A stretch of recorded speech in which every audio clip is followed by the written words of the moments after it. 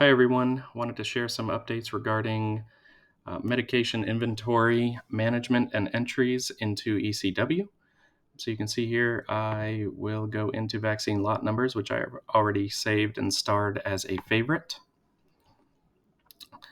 I will go in and select my specific facility. Yours will probably auto default, but mine does not. So just ensure that that's the correct facility that you're working at for that day.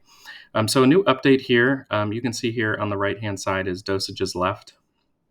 We can always filter this down, by maximum and minimum amounts. If you see anything that is a zero, excuse me, or a negative number, you can come into the edit or the little pencil here, and you can inactivate that and hit OK. This ensures that it will take anything that doesn't have any doses remaining in stock out of ECW's inventory so that they're not inadvertently selected for a medication administration for a member.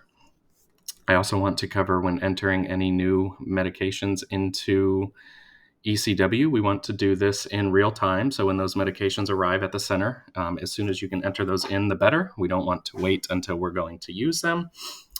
So we will select this new button.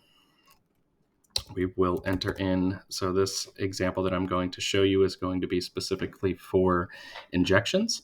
So we want to fill everything in this top portion with the exception of the dosage. So you can see here I've entered the lot number. We're going to always use this ellipsis and select one of the pre-populated ECW manufacturer codes. Anything that is as all caps, we've identified as an incorrect entry, and we're working with the ECW team to label those appropriately, but we do not want to use anything that is entered as all caps.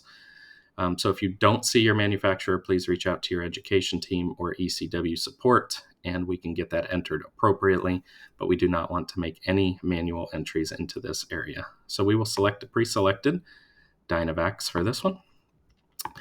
Always be sure to fill in your expiration and your VIS dates. When we're entering any vaccination into the system, we always want to ensure that we are using milliliters, so they'll all be 0.5 milliliters. We will leave the dosage line blank. This initial entry would be for 10 if you have a box of 10 intramuscular immunization. For facility, mine does not default, but you will want to just make sure that this matches up with your specific facility. For lot type, we do not want to leave this as unknown. If this is a medication that we have purchased for our centers, we are going to choose privately purchased. If it's a medication that is being brought in from a member for us to administer to them, we can select this patient brought in. For this purpose, we'll choose privately selected. We can fill in our NDC code, and then we want to select the specific immunization. You can see here, you can search at the top. You want to ensure that we're selecting immunizations that have a CPT code associated with them. We have identified RSV. You can see here there's a couple selections that do not have one associated, so just always ensure that we are selecting the appropriate RSV. So you will highlight by clicking and hit done, and you can see that it has now populated down here for the immunization name. The final step for adding stock into the system is to add our transaction codes. So there are 7 of them. So there's 1 through 7. We're going to use this line as a key moving forward. So this will be number of doses. We're not making any adjustments at this time. I have created a macro, which you can do so as well, and I will auto-populate all of my transaction codes here. So you can see 1 through 7 has now been saved into the system. For the purpose of adding this initial stocking entry into the system, I'm going to also add the correlating number 3 code for stocking. Number of doses that I'm stocking is 10, and you can just write a little comment for stocking.